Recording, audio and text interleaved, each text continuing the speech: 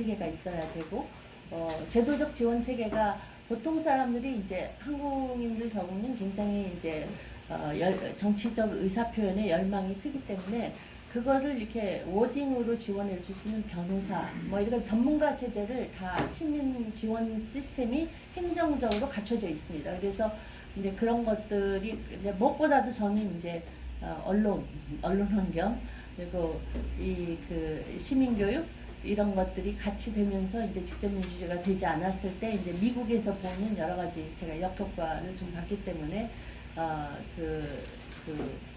뭐랄까 약간 유보하고 있는 상태입니다. 그러나 지금 이제 현재 제가 번역한 책에도 썼지만 왕정으로 복구할 수도 없고 또 플라톤 같은 철인이 있는 것도 아니고 또 옛 뭐 공산주의 운동 같이 전위적 정당이 뭐 이렇게 대중을 이끌 수 있는 상황도 아니면 현재 민주적인 국가에서 택할 수 있는 의사결정에 가장 합리적이고 수용 가능한 방법이 직접민주제인데 그 직접민주제를 할 수 있는 여건이 한국은 다른 어느 나라보다 잘 되어 있다. 왜냐하면 문해력이 높고 정치적 열망이 높고 또 여러 가지 그동안의 사회운동에 참여해서 사회를 변혁해 본 경험이 아직은 있기 때문에 그 경험을 유산으로 삼아서 제도 변화를 하게 되면 민주주의가 한 단계 성숙할 수 있겠다 하는 생각을 갖고 있습니다. 감사합니다.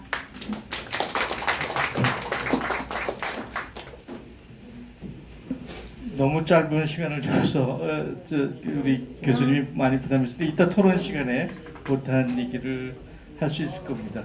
우리가 직접민주주의를 그냥 밖에서만 바라봤는데 그 직접민주주의 운동을 안에서 지금 10여 년 동안 해온 이정옥 교수가 안에서부터 바라보는 시각과 문제점과 어려움들을 공유했던 것 같아요. 제가 데모크라시 인터내셔널의 독일의 핵심적인 활동가하고 잠깐 얘기를 했더니 굉장히 충격적인 얘기를 해요. 우리는 독일이 굉장히 그 제도 정치가 잘 되고 정당 정치가 발전돼 있다고 생각했는데 그 양반은 한마디로 그건 그들만의 잔치야. 우리가 세계에서 가장 잘 나가고 있다고 하는 독일의 정당 정치, 제도 정치를 이 데모크라시 인터내셔널의 핵심 활동가는 그건 그들만의 정치야. 굉장히 우리한테 큰 울림이 있었던 답변이었던 것 같습니다. 마지막 세 번째 패널은 해주실 분은 이제 이지문 연세대 연구 교수님이신데 이지문 교수님은 그 젊은 시절에 ROTC 장교로 그 군 이제 소대장이 있을 때 군에서 벌어지고 있는 부정 선거를 보고 이거를 현직 군인 장교가 고발을 했어요. 그 당시에 엄청난 센세이션을 일으킨 사건의 주인공이 우리 이지문 연구 교수님이신데 그게 인연이 돼서인지 나오셔가지고 지금까지 거의 모든 자기 활동을 민주주의라는 연구에 헌신하고 계시고 크게 두 가지 영역, 지방분권지방자치, 그 다음에 시민의회. 특히 이지문 교수님은 지난번 뭐 김상진 교수가 정치 철학적으로 이제 시민의회를 얘기를 했지만 오늘 이지문 교수님은 살아있는 사례를 중심으로 연구를 하셨기 때문에 조금 더 우리한테 구체성을 가지고 다가오지 않을까 생각합니다. 아직 준비가 안 되셨나요? 되셨나? 나 못 받았는데? 아 그래요? 제가 뭐 챙기지 못했네. 네. 돈으로 공동방을 돈이 많이 있는.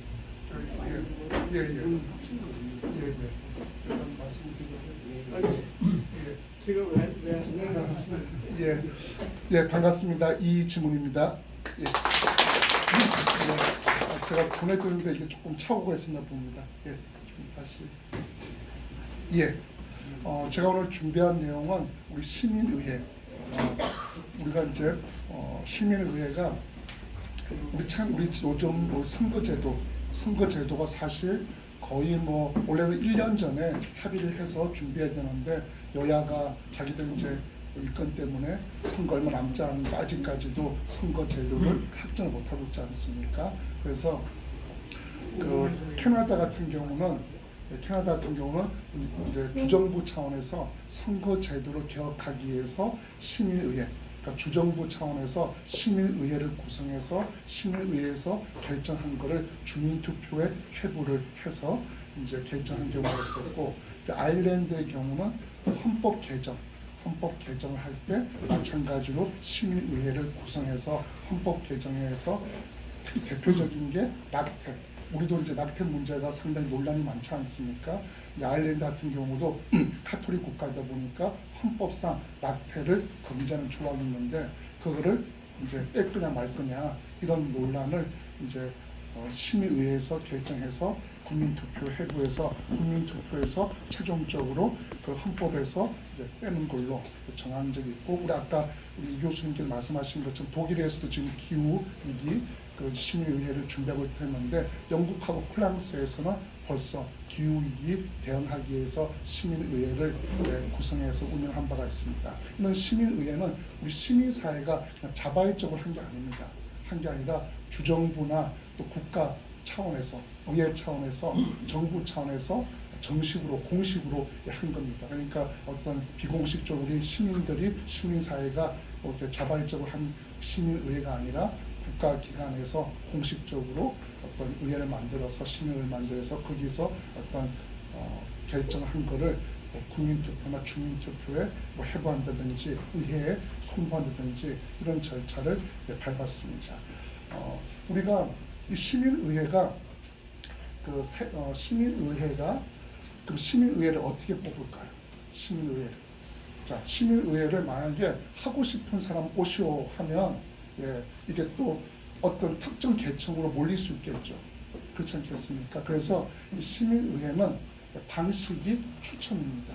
앞서 우리 이 교수님께서 우리 신고리 공론화위원회 말씀 잠깐 해주셨는데, 신고리 공론화위원회도 결국 그 참여한 분들 어떻게 뽑았습니까? 추첨을 통해서 인구 통계학적 대표성을 확보한 사람들 모아가지고 한 거 아니겠습니까? 그래서 이 시민의회의 기본 바탕은 추첨에 있습니다. 자, 그냥 넘기는 것 때문에 앉아서 하겠습니다. 예. 자, 제가 요 추첨 민주주의는 제가 국내에서 처음으로 박사학위 논문을 10여 년 전에 썼고, 당시에도 제가 박사 논문을 준비할 때 제가 영미권 국가에서 다 이렇게 검색해 보니까 미국에서 박사 논문 딱 한 편 있었어요. 그만큼 여전히 이 추천 민주주의가 정치, 사회, 정치 분야에서 어떤 관심 분야가 아니었었어요. 제가 이제 연세대에서 박사를 하면서 우리가 지금 뭐 양원제 논의도 나오지 않습니까? 헌법 개정할 때 양원제 개헌할 때 뭐 한오는 추첨, 하나는 선거, 양원제를 이제 주장하는 논문을 쓴 적이 있었는데, 어쨌든 우리가 지금 우리가 국민참여재판제도 벌써 10년이 지났죠. 국민참여재판제도가 추첨민주주의입니다. 그리고 배심원들을 어떻게 뽑습니까? 무작위로 선발한다. 무작위로 선발한다는 것이 추첨민주주의.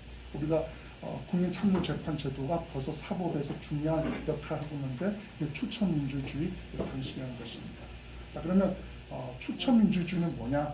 추첨을 통해서 정치나 행정, 사법에서 어떤 역할을 할 사람들을 선택하는 것이죠.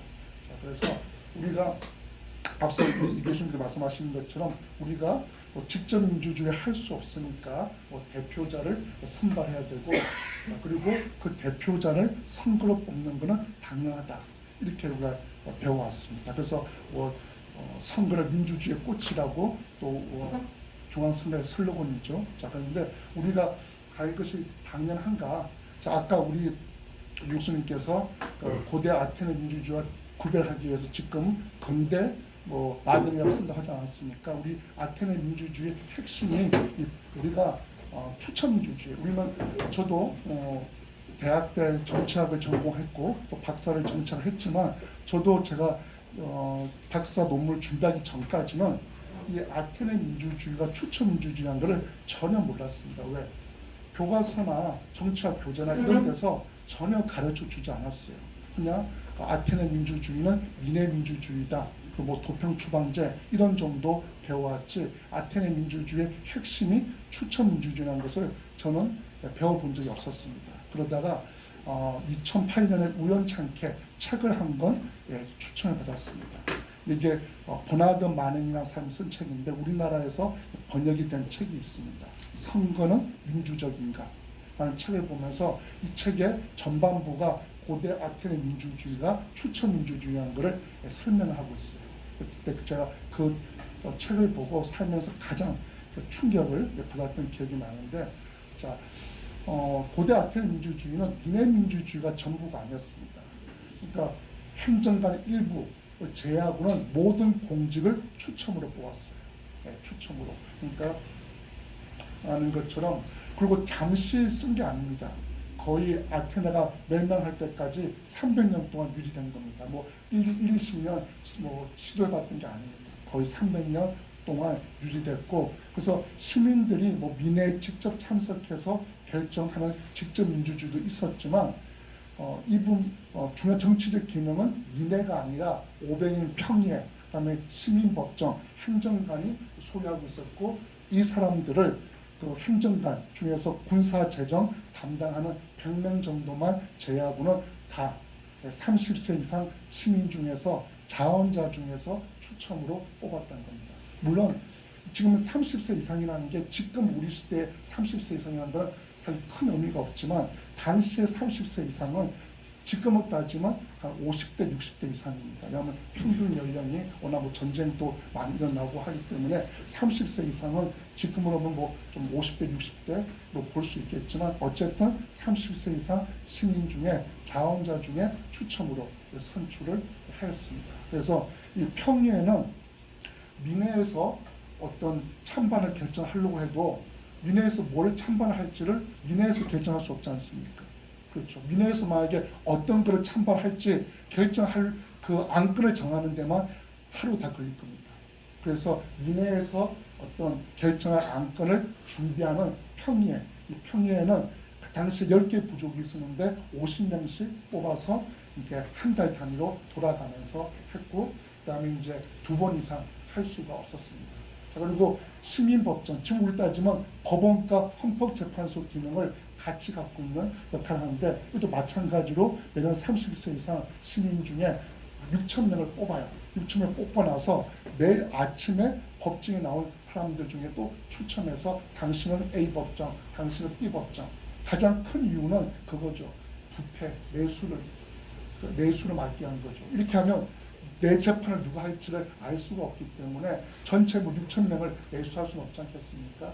그래서 가장 큰 이유는 이런 내수를 막기 위해서 한 건데, 민의 결정상 우리도 헌법재판소가 국회가 통과한 법에 대해서 이혼 판결을 하지 않습니까? 마찬가지로 이 시민법정이 민의 결정상을 뒤엎을 수 있기 때문에 더 큰 권한을 갖고 있었다고 봅니다.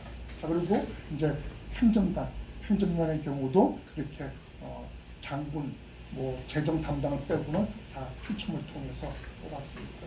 자, 그래서 근데 이제 그래서 우리 고대 아테네 민주주의는 어떻게 보면 대의민주주의예요. 어떻게 보면 그러니까 직접 민주주의, 대의민주주의가 혼합된 형태인 거죠. 민의 민주주의와는 직접 민주주의도 있었지만 이런 추첨을 통한 대의민주주의, 어쨌든 대표자가 다 있지 않았습니까? 그래서 두 가지가 결합된 민주주의인데, 자, 이게 이제 아테네가 이제 멸망하고 나서는 그 배심원, 영미권의 배심원이 남아 있는 거죠. 배심원이 유일하게 그 유죄로 남아 있는 것이었고, 이제 우리 정치 체제에서는 다 사라졌죠. 추첨이라는 방식은 우리 근대 시민혁명을 통해서 탄생한 국가들도 다 선거란 방식을 채택했고, 그래서 다 사라졌고 이제 배심원제만 남아 있는데, 이거를 이제 뭐 아까 말씀드린 캐나다 이런 데서 이제 시민의회 방식을 부활을 시킵니다. 그래서 아까 말씀드린 캐나다 주정부 차원에서 브리티시 콜롬비아 온타리오에서 선거제도 개혁을 하기 위해서 했는데, 마찬가지예요. 우리도 소선거구제를 하고 있지 않습니까? 소선거구제 하다 보니까 사표가 많이 나올 수밖에 없고, 그다음에 득표율하고 의석도 너무 괴리가 심해지는 거죠. 브리티시 콜롬비아 같은 경우도 보시는 것처럼 자유당이 58%밖에 못 얻는데 의석은 77개 얻었어요. 녹색당은 12% 얻었지만 1등을 못하니까 다 한 석도 못 얻었어요. 이다 보니까 이게 문제가 있다 해서 우리가 당시 야당 당수가 뭐라고 하냐면 우리가 집권하면 선거 제도를 바꾸겠다. 근데 선거 제도를 의원들 맡기면 안 바꿀 거다. 자기들 이해관계에 걸렸기 때문에. 그래서 시민들한테 맡기겠다라고 공약을 했습니다. 그래서 그 야당이 다음 선거 때 집권을 했기 때문에 이제 요 선거제도 시민의회를 만드는데 어떻게 했냐. 이게 한 10달 가까이 하는데 평일에는 이제 시민들이 다 먹고 살아는 생계 문제가 있으니까 주말에 1박 2일로 모여요. 모여서 한 첫 단계는 공부를 시킵니다. 왜?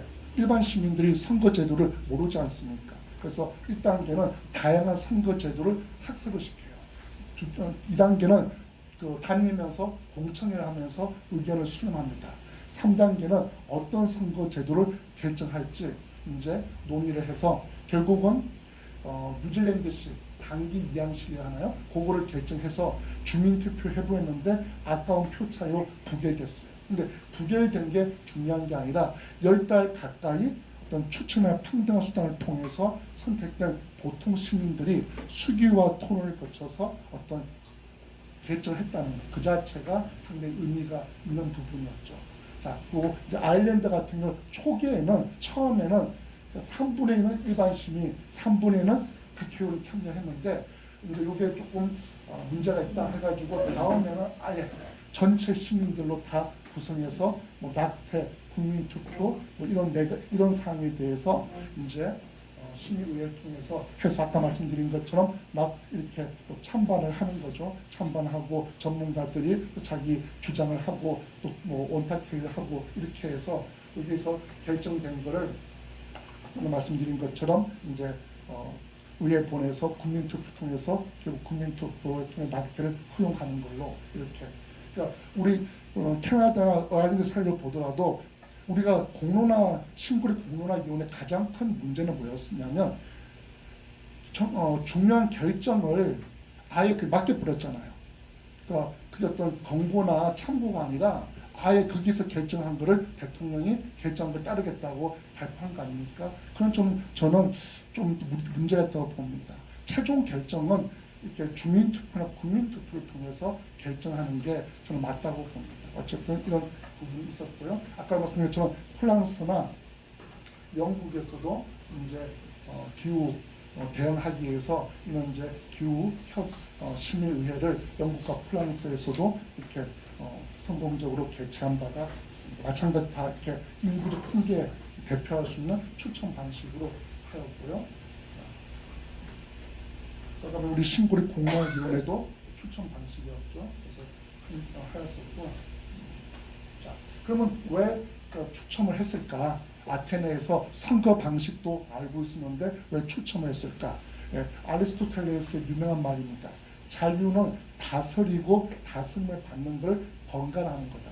우리가 자유한 의미를 어떤 그 헌법상의 자유, 어떤 이런 부분들 국한 축소되었죠. 근데 원래 자유의 의미는 자기 통치의 자유라는 겁니다. 내가 속해 있는 조직, 집단의 결정을 내가 참여해서 결정할 수 있는 자기 통치, 자기 지배의 자유가 자유라는 것이죠. 근데 이런 부분이 많이 이제 축소가 된 거고, 그리고 또 유명한 말을 합니다. 선거는 기족적이고 추첨은 민주적이다. 자, 아테네에서도 아까 장군하고 재정 담당은 선거했다고 하지 않았습니까? 선거하니까 되는 사람들이 누구냐? 예, 명문 가족, 명문 귀족들, 그 다음에 뭐 돈 많은 집, 이런 검문세가들, 이런 쪽이 다 됩니다. 왜? 그때도 예를 들어서 이런 게 나옵니다. 선거할 때 가수원을 개방해요. 우리 가수원에 와서 마음껏 먹어라. 그러니까 검권선거죠. 이런 부분들. 그러니까 선거하면 결국 이런 귀족들이 되는 거죠. 일반 시민들이 못 이기는 것이죠. 자, 그래서 추첨이 민주적이다 이야기를 하고 있고요. 자, 가장 큰 의미는 평등이죠. 평등. 자, 사실 이게 우리가 뭐 평등의 다양한 또 개념들이 있는데 이 평등은 그냥 막 움직이는 거예요.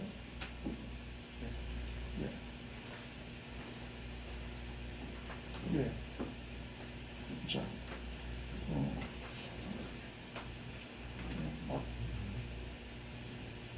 예, 막 넘어갑니다. 제가 작동을 하지 않아도 예, 말씀을 드리겠습니다. 그 평등이라는 부분이죠. 왜냐하면 사실 지금 우리가 뭐 일정 나이 이상이 되면 출마를 할 수 있지만 출마할 수 있다고 해서 피선거권에 평등이 있다고 해서 그게 가능하지 않지 않습니까? 결국은 예를 들어서 제가 만약에 뭐 국회의원 출마하고 싶다 하더라도 일단은 1당, 2당 공천을 받으려고 하면 뭐 예비 그 준비를 해야 되겠죠. 아무 돈 안 쓰는 선거를 한다 하더라도 사실 뭐 1년, 2년 전부터 지역에서 조직 만들어서 준비하지 않으면 뭐 1당, 2당 공천 받기는 힘들지 않습니까? 그래서 예, 그냥 막 넘어가니까 말로 설명하겠습니다. 그냥 자유 마음대 넘어갑니다. 그래서 평등과 자유의 이 두 가지 이유 때문에 아테네가 추첨을 했는데, 자, 그래서 우리가 여기도 보면 우리들도 나와 있지만 지금 우리 국회의원들의 평균 스펙을 보면 일반 시민들하고 너무 괴리가 심하죠. 너무 괴리가 심하고 이런 직업이나 재산이나 뭐 이런 부분들, 뭐 다주택자라든지 또 우리 여성들은 17%밖에 안 되고 20, 30대는 겨우 뭐 1%, 그다음에 뭐 노동자, 농민은 찾아보기가 힘들지 않습니까? 그리고 이런 대표성의 왜곡이 우리가 잘 아시는 것처럼 여성분들이 이제 비례대표로 많이 들어가시고 나서 법을 한 게 있죠. 호주제 폐지, 그다음에 이제 성매매법 이런 것들이 여성 국회의원들이 많이 좀 들어가시면서 한 거 아닙니까? 그래서 이런 그 계층을 반영할 수 있는 분들이 들어가야지 이런 부분에 대해서 입법이나 이런 부분들이 또 가능할 수 있겠죠. 자, 그리고 참 가장 중요한 게 이거라고 봅니다. 다른 것보다 우리 시민들이 그냥 투표장에 나가서 투표하는 걸로만 과연 시민 덕성이 발전할 수 있느냐. 우리가 마찬가지죠. 우리가 뭐 어떻게 비유가 좀 유치하지만 무슨 문학 서술이나 영화로 사랑을 알 수 없지 않습니까? 내가 직접 사랑을 해봐야지 사랑을 알 수 있는 것처럼 우리가 투표를 통해서 아니라 우리 시민들이 직접 어떤 그 결정 과정에 참여하면서 또 참여하면서 내 일방적 주장이 아니라 내 주장도 하지만 다른 사람들 의견도 경청하고 상호 토론하고 그러면서 어떤 결정이 되면 승복하고 또 소수 의견을 또 이렇게 존중하고 이런 것들이 실제 어떤 게 현장에서 부딪히면서 시민 덕성을 함양할 수가 있는 것이죠. 그래서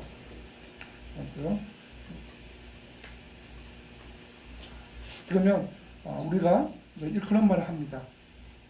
추천하면 쉽게 말해서 아무나 되는데 그러면 아무나 되면 능력에 문제가 있지 않냐. 그래도 뭐 어떤 뭘 결정하려고 하면 나름대로 이렇게 지식도 있고 판단할 수 있는 능력이 있어야 할 수 있는 거지. 아무나 참여하면 이게 더 엉망진창 되는 거 아니냐. 이런 이제 반대가 있는데, 자, 우리가 일단은 이 집단 지성의 힘입니다. 그러니까 아리스토텔레스 이런 말을 합니다. 잔치를 해요, 잔치. 잔치를 하는데 잔치를 하는 집에서 그 집에서만 음식 다 장만해. 그러면 음식의 종류도 상당히 한정될 거고 맛도 그렇게 높지 않을 겁니다. 근데 잔치에 오는 사람들이 다 각자 자기가 가장 잘하는 음식 하나씩을 갖고 오게 해요. 그러면 음식 종류도 더 풍부해지고 맛도 좋지 않겠냐. 이게 이제 집단 지성의 힘을 비유한 것이죠. 우리가 정말 어떤 그 사회경제 배경이 동일한 사람들이 모여 있는 집단에서 결정한 것보다 오히려 다양한 사람들이 참여한 집단에서 결정한 게 오히려 더 좋다는 그런 결과들이 있지 않습니까? 두 번째로 이 부분이죠. 그러니까 치자와 피지자의 교대. 왜냐하면 내가 지배를 당해봤을 때, 통치를 당해봤을 때 이런 부분에 대해서 문제를 느끼고 할 수 있고, 그리고 자, 예를 들어서 저도 아이 늦게 얻었는데요. 제가 이사를 갈 때 서울에서 가장 애기 어릴 때 문제가 뭐냐면 어린이집을 구할 수가 없어요. 어린이집을. 그러니까 이사 가면 한 달, 두 달을 기다려야 됩니다. 근데 이런 거를 제가 아이가 있으니까 어린이집 문제가 있구나. 근데 더 늘려야 되는구나. 알게 되는 것이지. 그렇지 않을 땐 저는 그런 문제를 모르고 있지 않았습니까? 그러니까 마찬가지로 그런 문제를 느끼는 사람들이 이제 내가 통치나 집에 갔을 때 그런 문제에 대해서 또 반영할 수가 있다는 것입니다. 자, 그리고 더 중요한 건 이겁니다.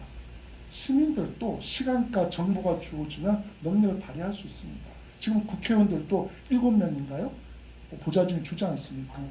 9명, 더 늘어났군요. 9명 주는데 우리 일반 시민은 또 9명 보좌진 주면 다 할 수 있어요. 그리고 뭐 연봉 1억씩 주고 하면 왜 못하겠습니까? 우리 이전에 그 국민당 시절에 정주영 당 때 이주일 씨가 국회의원 된 적 있죠. 경기도 구리에서. 이주일 씨가 나는 의정활동 잘했습니다. 왜? 보좌관들을 총학생회장 출신들로 뽑아가지고 그 보좌관들이 잘 나름대로 준비해서 했었어요. 그러니까 우리 시민들도 주어지면 능력을 발휘할 수가 있고, 그 다음에 가장 큰 건 이겁니다. 지금 우리 국회의원들은 정당, 지역구, 재선 이런 부담이 있기 때문에 사실 오히려 공익적 결정보다 자기 지역구 예산 따내가는 거, 우리 정당의 이해관계, 내 재선에 유리하냐 마냐 이런 것들을 더 중요시하지 전체 공익 이런 부분에 대해서는 상대적으로 소화할 수 있는데 우리 일반 시민들은 거기서 좀 벗어날 수가 있다는 것입니다. 그리고 책임감. 내가 열심히 준비해서 국회의원이 되고 지방의원이 돼야지 열심히 할 거 아니야. 재선을 또 위해서. 근데 그냥 당신 어느 날 갑자기 한번 해보시오 하면 책임감이 없어서 잘 안 할 거 하지 않느냐. 근데 브리티시 콜롬비아 같은 경우도 11개월 동안 한 명만 중도 하차했어요. 물론 그 온 사람들한테 확실하게 보상해줬어요. 보상해줬고 아이가 있는 사람들은 다 보육도 맡겨주고 한 것도 있었지만 우리가 시민들한테 책임질 기회를 부여하지 않고 책임을 운영할 게 아니라 먼저 책임을 부여를 하는 게 더 맞다는 것입니다. 그리고 우리 아까도 우리 유 교수 말씀하신 것처럼 우리 국민들은 뭐 높은 교육 수준 우리가 뭐 거의 요새는 뭐 40대 이하는 거의 뭐 대학 진학을 거의 다 하고 있고 뭐 어떤 문해율이라든지 이런 게 상당히 높죠. 그다음 우리가 온라인 참여 지수가 세계 1위고 산업화로 다양한 분야에서 우리가 다양한 경험들을 사실 우리가 전문가 어떤 오해가 있어요. 자, 만약에 제가 유명한 뭐 어떤 그 의사예요. 의사 국회의원이 됐습니다. 제가 제 의사 분야, 의학 분야 말고 무슨 전문성이 있습니까? 제가 통일 문제나 뭐 청소년 문제나 급식 무상급식 문제라든지 이런 데 무슨 전문성이 있습니까? 없잖아요. 근데 만약에 제가 뭐 내에서 은행에서 일하는 뭐 직원입니다. 그럼 제가 은행에서 일하기 때문에 이 금융 관련돼서는 제가 또 잘할 수 있겠죠. 그러니까 전문가라는 부분들이 우리가 오해를 하고 있다는 겁니다. 그 분야만 아는 것뿐이죠. 그 사람 또 다른 분야는 모르는 겁니다. 자, 그리고 또 우리가 앞서도 말씀해 주셨던 것처럼 우리가 이런 시민혁명을 통한 어떤 이런 경험들이 있기 때문에 우리 시민들이 그런 어떤 그 민주혁명, 시민혁명 이런 거에 대한 것도 다 또 경험해봤던 이런 게 있기 때문에 이런 분야 때문에 우리가 다른 나라에 비해서 훨씬 더 어떤 더 유리한 부분이 있다는 것입니다. 자, 그러면 어떻게 해볼 수 있을까? 자, 일단은 요즘 읍면동에 주민자치위원회가 있습니다. 되게 이전에는 지금은 이제 많이 바뀌었지만 이전에는 읍면동장이 이촉을 했어요. 이촉하다 보니까 대개 지역의 유지들, 간변단체 이런 사람들이 됐는데 제주도에서 처음으로 이거를 추첨을 하게 됐습니다. 추첨을 조례를 바꿔서 시민학교를 이수한 사람들 중에서 추첨. 그래서 50%는 추첨, 50%는 이촉이고 지금 또 많은 읍면동에서 그렇게 추첨 방식을 하고 있는데 이 읍면동 주민자치회를 주민위회로 바꾸는 방식이 있을 것 같고요. 아까 말씀드린 것처럼 국회나 정당 이해관계가 걸린 뭐 선거법 이런 거는 이해관계에 걸리니까 그 사람들 맡길 게 아니라 우리 캐나다 같이 시민의회 방식 그 다음에 또 이런 우리 윤리 우리 국회의원들 최근에도 뭐 윤리 징계 문제 있는데 이게 또 자기들 같은 국회의원들이다 보니까 솜방망이 처벌하고자 않습니까? 이런 부분들 뭐 의정부 인상이나 윤리 해부 이런 것처럼 의원들 이해관계가 걸린 사항은 또 뭐 의회 배신 해볼 수 있을 것 같고 또 헌법 개정안을 마련한 시민의회 이런 것도 해볼 수 있지 않을까 생각이 됩니다. 그래서 아까 말씀드린 것처럼 양원제 개원하면 이런 식의 또 추첨 시민의회를 해볼 수 있지 않을까. 자 그리고 근데 수천만 유권자 중에서 수백 명 뽑아봤자 어차피 내가 안 뽑힐 거 아니야. 높지 않지 않습니까? 그러면 뭐 선거로 뽑든 추천 뽑든 내가 뽑히지 않는데 무슨 의미가 있어? 라고 생각할 수 있겠지만 이게 다르다는 것이 자, 예를 들어서 제가 대학생이에요. 근데 대학생 중에 추천을 뽑혔어. 그러면 또 다르다는 것이죠. 그렇죠? 제가 만약에 이주 여성인데 이주 여성 중에 추천을 뽑혔어. 또 다를까? 그게 다른 개념이 되겠죠. 그런 부분들. 자, 네, 이제 마감하겠습니다. 그래서 우리 추첨 시민의회는 이 세 가지를 전제합니다. 그러니까 추첨을 통한 평등한 참여, 그리고 찬반, 국민투표는 찬반을 할 거 아니겠습니까? 근데 우리가 사실 알아야지 찬반할 거 아닙니까? 충분한 수기를 할 수 있는 기회를 제공하고, 그리고 일정 부분 권한을 주는 거죠. 물론 최종 결정은 국민투표, 주민투표를 결정하더라도 권한을 부여해서 여기서 결정한 것을 국민투표, 주민투표로 넘어갈 수 있게끔 그런 부분들. 자, 그래서 저는 이 추첨시민의회가 이 당장 정치와 제도 정치의 어떤 다리로서 매개 역할, 대민주주의와 직제주의의 매개로서의 역할을 할 수 있다고 생각이 되고, 물론 추첨으로 뽑힌 시민들이 다 맞는 건 아니겠죠. 잘못된 결정을 할 수도 있겠죠. 그렇지만 결국은 그 시민의 능력은 그냥 저절로 발전하는 게 아니라 참여를 통해서, 그러니까 더 많은 민주주의를 통해서, 또 참여를 통해서 민주주의를 더 발전시킬 수 있지 않을까 해서 말씀을 드려봤고, 우리가 기본소득이 이전에는 사실 처음에는 기본소득 말했지만 지금은 기본소득이 어떤 사실화도 된 것처럼 저는 이 기본 권력, 그러니까 우리 국민들이, 시민들이 내가 결정에 참여할 수 있는 이 기본 권력이 단순히 투표뿐만 아니라 이런 기본 권력이 필요하다라고 생각이 들어서 말씀을 드려봤습니다. 시간 관계 이 정도 말씀을 드려보도록 하겠습니다. 예, 감사합니다.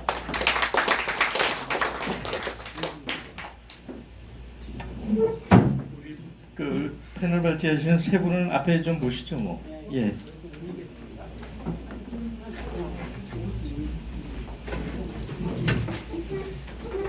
최근에 그 한겨레가 2년마다 하는 미래 포럼이 있었어요. 국제 미래 포럼.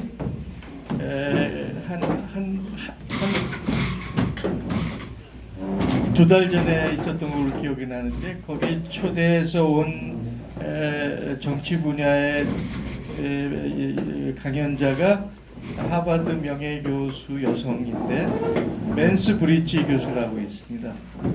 현존하는 정치학자 중에서 미국에서 가장 영향이 큰 교수인데, 그분이 멘트를 했는데 지금 우리가 오늘 5번째 한 얘기가 정확히 같아요. 18세기 시작한 서구민주주의인데 끝났다. 더 이상 유하지 않고 뭔가를 고쳐야 되고 새롭게 해야 되는데, 서구 사회에서는 이것을 건쳐나갈 자기 동력이 없다.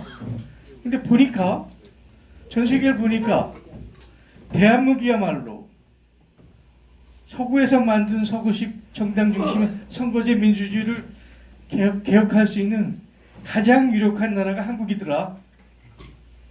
이건 우리가 한 얘기가 아니에요.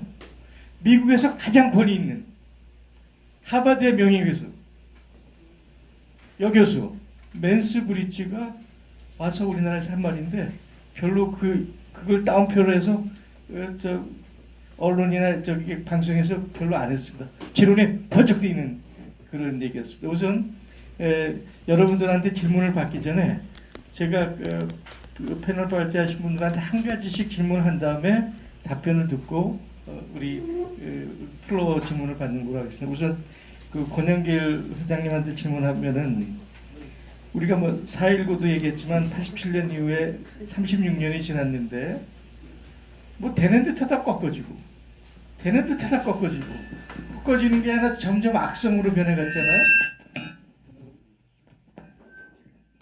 이 도대체 36년 동안 87년 민주혁명 이후 촛불까지 겪었는데도 오히려 정치 환경과 이 기반이 악화되는 원인이 뭘까?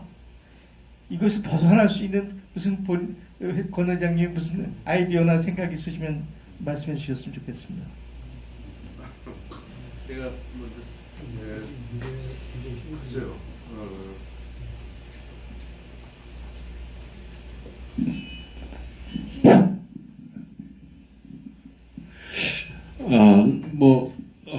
저한테 뭐 특별한 아이디어가 있을 일은 없고요.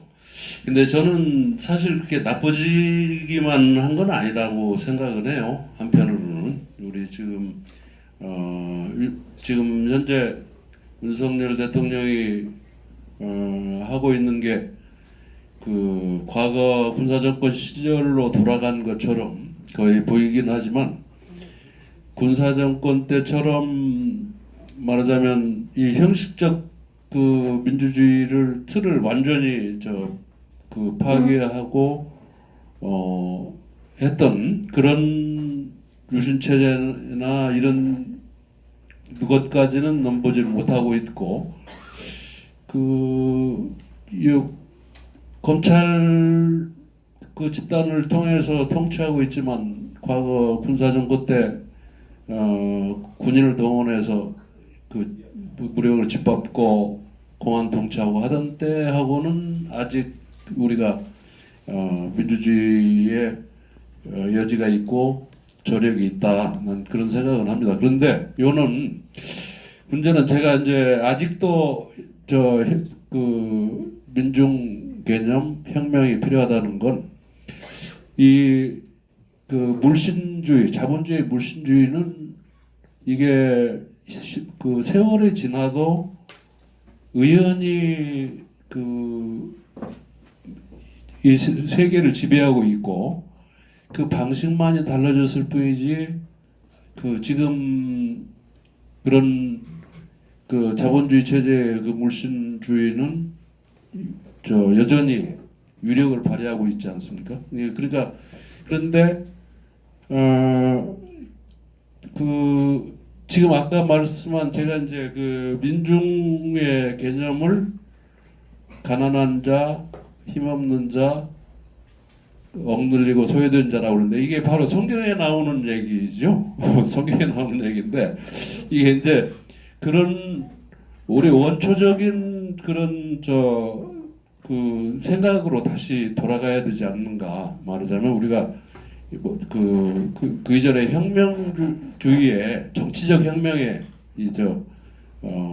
만 너무 몰두함으로써 이 세계의 변화의 추세에 따라가지 못한 측면이 있는 거 아닌가 그런 생각이어서 그런 민주의 개념 그리고 이 세계의 이런 물신주의가 자본주의 물신주의가 의연히 유세를 부리고 있는 상황에서는 혁명은 어떻게 보면 또 필연적인 과정이다. 그 방법은 이제 과거에 프롤레타리아 폭력혁명 같은 것은 이제 지난 시대의 얘기지만 지금 우리 촛불혁명이라 부르고 있고 6월 혁명이라 부르고 있지 않습니까? 그러니까 그 방법과 내용은 다르지만 지금 현실을 타파하는 그런 급진적 개혁 이게 지금 시대에도 필요하다.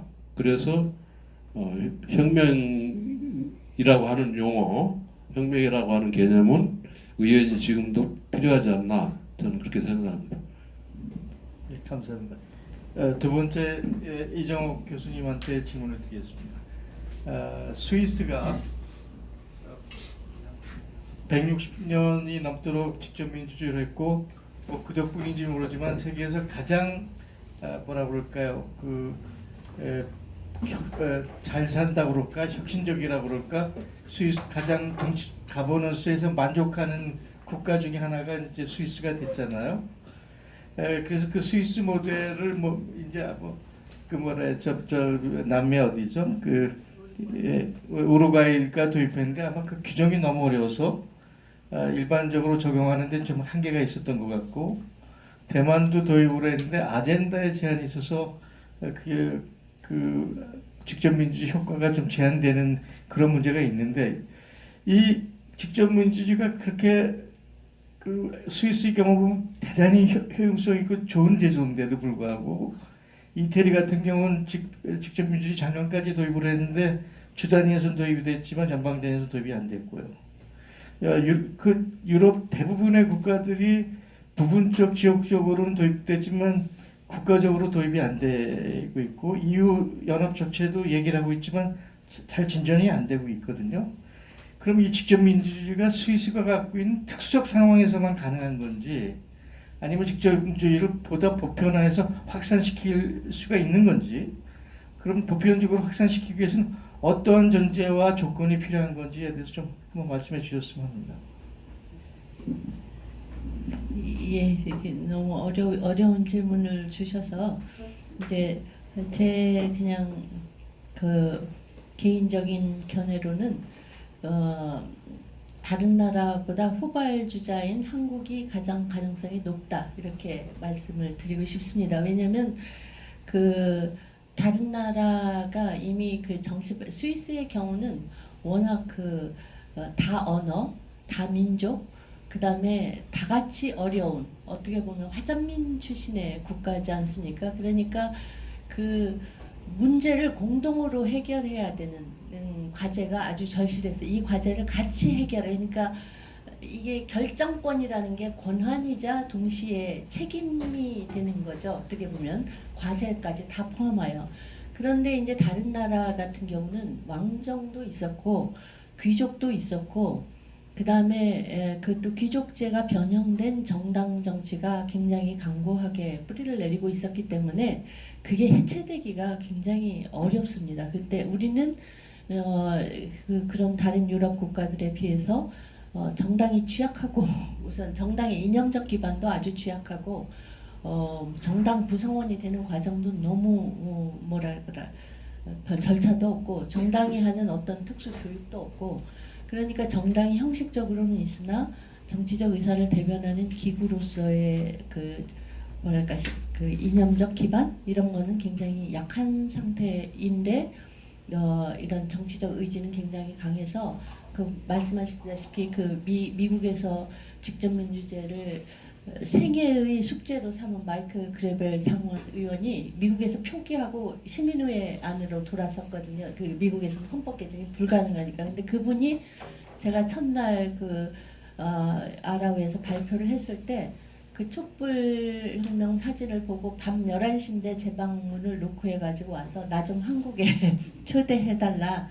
그 이유는 자기네는 그 조지 워싱턴 시대에나 전 국민이 사적인 문제가 아닌 공공의 이익을 위해서 광장에 나섰는데 그것도 한 달 동안은 못했다.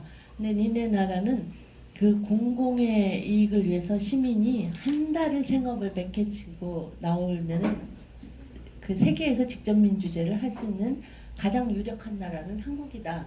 그러니까 내가 한국에서 그 마지막 소원을 이루고 생애의 끝을 마치겠다 이런 말씀을 하셨어요. 근데 그래서 그런 것들을 포함하여 여러 가지 조건이 우리가 다른 나라와 비교해서 한국이 할 수 있는 기반 조건이 좋다. 그러나 다만 아까 말씀드렸듯이 언론 환경, 그 권영택 쌤이 말씀하신 것처럼 자본주의의 이런 물질적 기반, 정치가 굉장히 그 금권 정치화하는 거 이런 것들이 더 깊어지기 전에 제도 개혁을 하면서 직접 민주주의를 도입하면 가능성이 제일 큰 나라다 이렇게 보고 있습니다.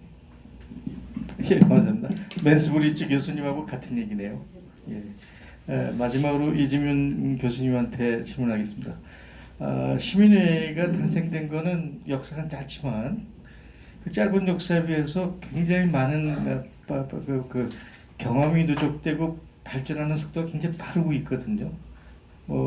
그게 이제 공론화위원회까지 포함하면 전 세계적으로 250번 이상의 시민회적 케이스가 몰린 걸로 되어 있는데 그리고 직접 민주주의보다 시민회가 현실 도입하기 훨씬 용이한 부분이 있어서 아마 우리가 첫 스텝으로 저기 한다면 시민회가 가장 먼저 선행되고 쟁취해야 될 제도가 아닐까 하는 생각이 드는데 이제 문제는 그럼에도 불구하고 각 나라의 케이스 보면은 시민의회가 제도 절차를 못 넘어가서 위험화되는 경우도 있고 그 규정을 넘었는데 기존의 제도 국회라든지 법원에서 무력화시키는 경우도 있어서 실제 그것이 그런 걸 넘어서 법적 강제령, 그 적법성, 그 합법성을 획득하는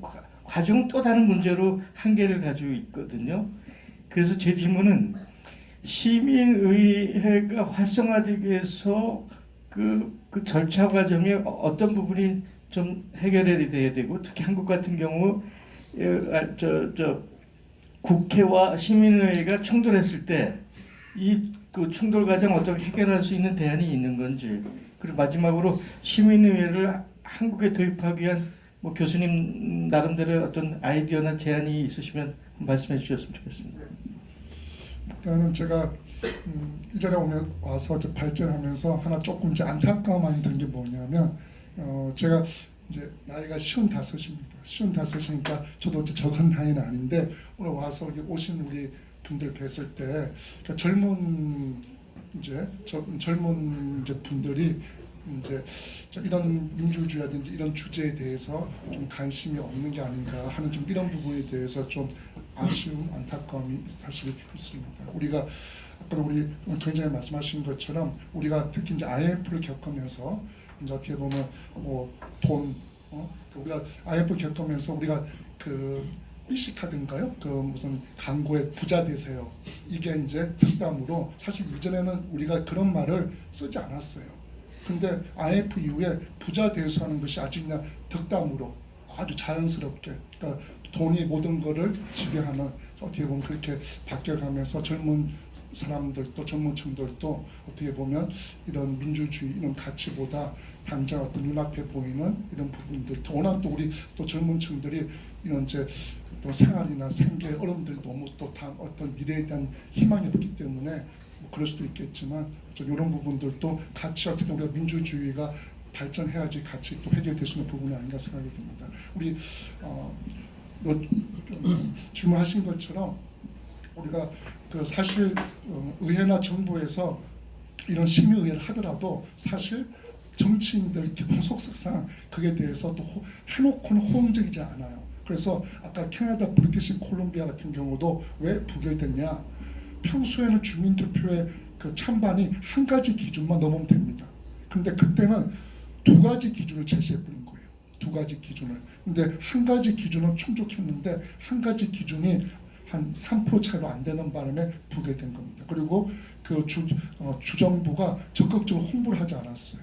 그리고 아까 프랑스 기후 그 이기 회의 같은 경우도 그 참여한 사람들이 엄청나게 반발을 합니다. 왜? 프랑스 정부가 의회에서 거기에 대해서 거의 행행화시켜 버려요. 그런 부분들이 사실 이제 말씀하신 것처럼 그 의회나 정부가 어떤 압박에 의해서 또 필요에 의해서 심의를 했다가 또 자기네들 입맛에 안 맞으면 그걸 적극적으로 홍보를 하지 않거나 이제 무력화시키는 이런 경우가 있기 때문에 이런 부분들은 어쨌든 우리가 그 경희대 김상준 교수님이신가요? 그분께서 이제 일종의 법, 우리가 뭐 비상설 시민의회라든지 이런 법을 어떤 입법화해서 법을 통해서 이런 부분에 대한 어떤 절차나 제도화를 부분을 좀 만들어 두는 게 필요하지 않을까. 그때 뭐 필요해서 활용하는 것이 아니라 어떤 제도를 법을 통해서 법제를 통해서 어떤 절차와 규정을 만들어 둘 필요는 있고, 그래서 이런 그 심의위에서 심의위에서 3분의 2에서 3분의 2 이상 찬성이 한쪽 의견이 생겼다. 그러면 그 경우는 바로 뭐 국민투표나 주민투표로 해부하게끔, 그러니까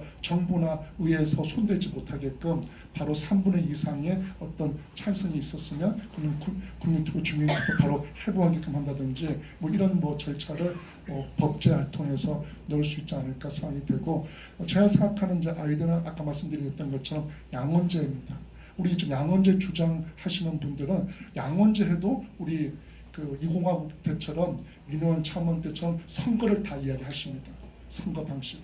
근데 지금 또 그 국회하고 그 대통령이 당이 다를 때 상당히 이렇게 삐끗되고 갈등이 많아지는데, 만약에 뭐 하원, 상원 또 뭐 대통령이 서로 다른 당이 됐을 때는 더 이게 갈등이 조정될 수 있다고 봅니다. 차라리 그럴 바에는 그 중재할 수 있는 추첨원이 통해서 이런 선거 원가 행정부와 갈등할 때 중간에서 매개 역할을 한다든지, 예를 들어서 어떤 그 법안이 제대로 다 빨리 다루지 않았을 때 법안이 빨리 신속하게 논의될 수 있게 한다든지, 또 법률안을 제출한다든지, 대통령의 거부권 행사의 부분에 대해서 일정 부분 제동을 한다든지, 이런 식 부분의 어떤 양원제 때 추천 방식으로. 그래서 저는 그 읍면동 민회부터, 읍면동 민회, 그 다음에 기초 민회, 강력의회, 국회, 그러니까 대한민국 민회, 이런 식으로 가면서 그 지방의회와 서로, 국회와 서로 어떤 견제와 서로 이제 역할을 할 수 있게끔 하는 방식이 좀 어떨까 생각을 해보고 있습니다. 예, 이상입니다. 예, 세 분 다 아주 뭐라 그럴까요? 그 귀에 쏙쏙 들어오는 답변을 해주셨습니다. 지금이 8시 35분인데 9시까지 플로에서 질문을 받을 텐데요. 답변할 연사를 지정해서 질문해 주셨으면 좋겠습니다. 이동진 전 도봉구청장님 여기 자리를 같이 해주셨는데, 질문해 주시죠.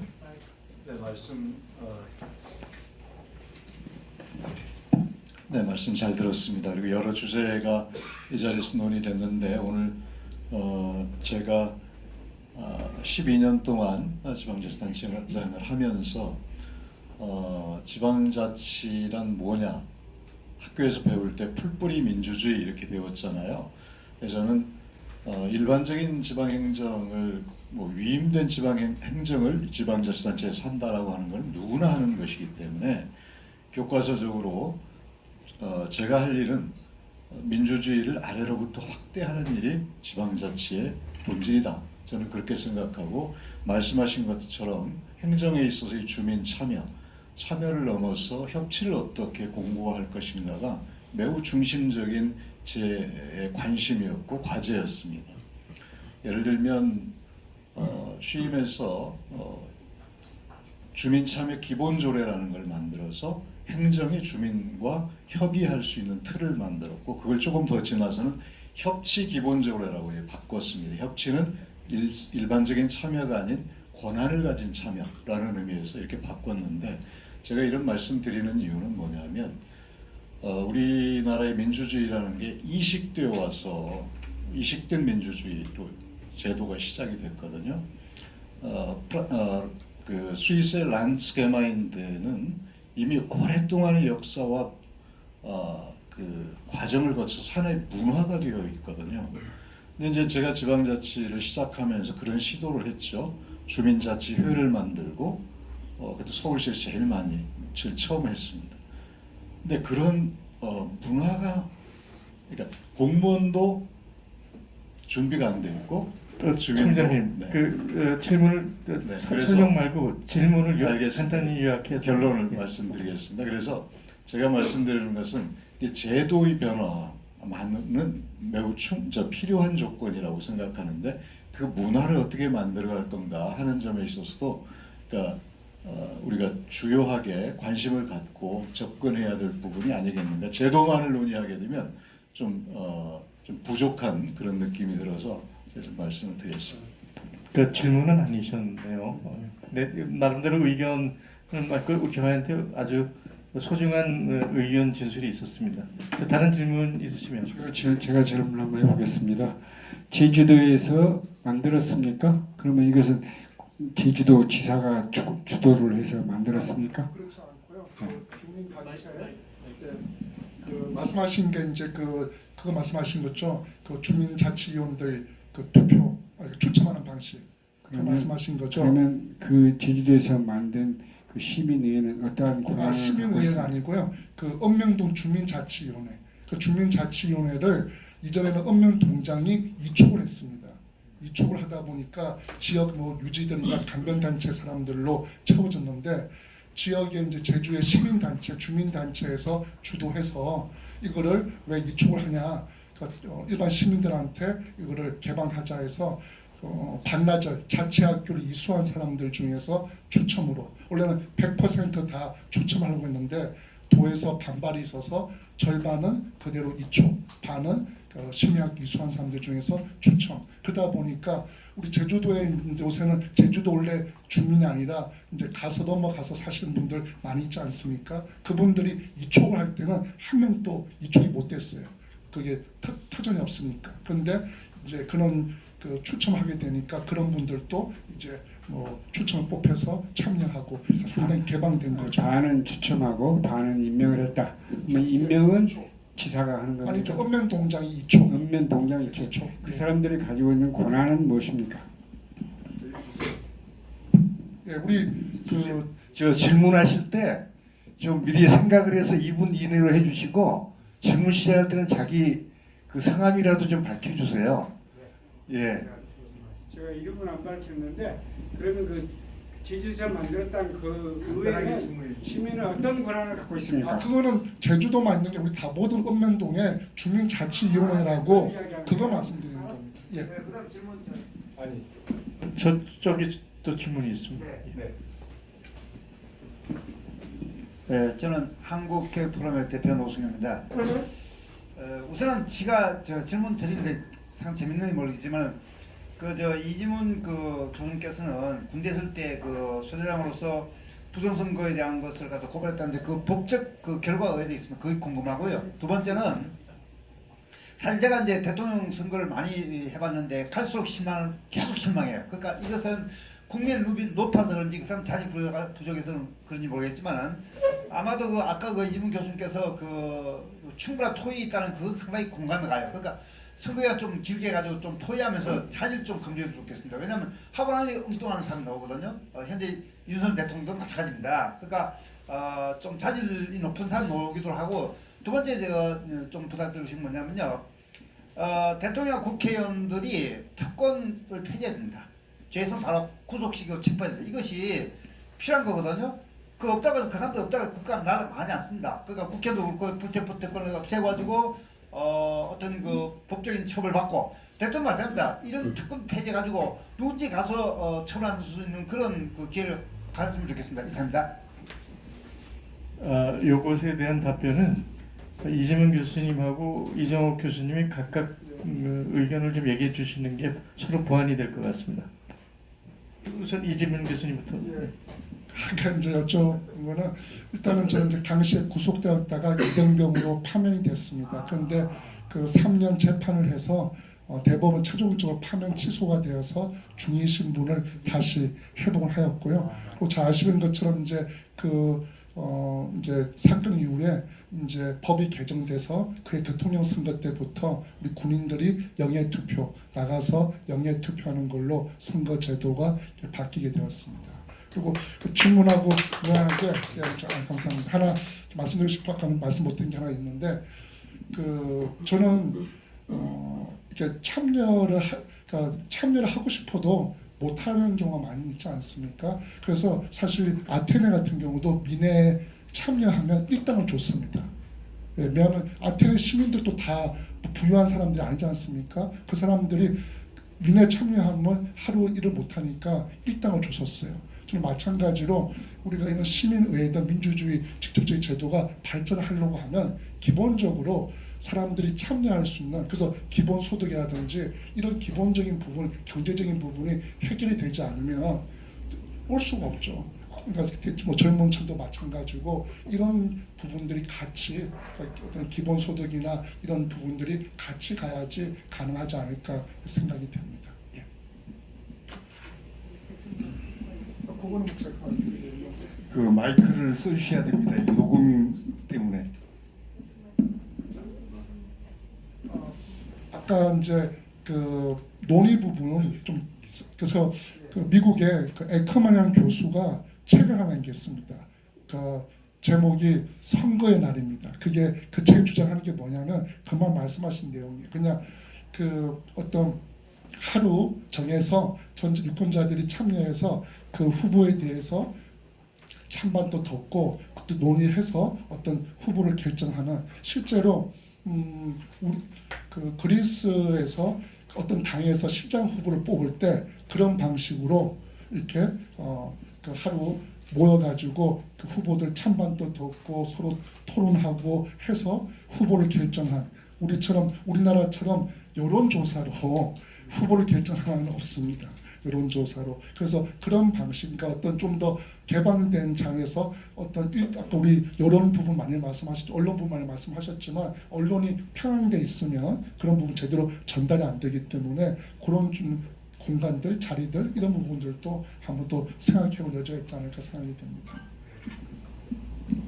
예, 그 직접민주제의 기본 취지는 그 개인의 자질 검증은 파도파도하게 자질 검증은 한계가 있다라는 기본 입장입니다. 그래서 그리고 한 사람이 모든 것을 다 위임되어서 결정하는 것 그거는 매우 위험하다. 그렇기 때문에 결정권을 이양하고 그 사람은 이 자질이라는 건 아까 저도 그 추첨제에 찬성하는데 자질이라는 건 모든 인간이 사실은 뭐 자질이 뛰어나면 얼마 키가 뭐 3m 되는 사람하고 2m, 1.5m 이러지 않습니까? 그러니까 자질의 차이라는 건 우리가 신화화되고 상상한 것에 비해서 생각보다 적다.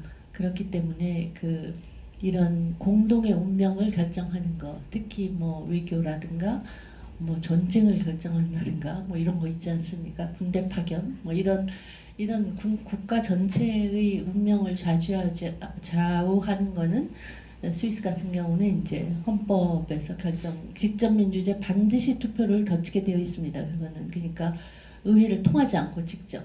그러니까 그런 의미에서 이런 그 특권을 결정권을 조금 더 분산한다. 이거는 필요한 것 같습니다.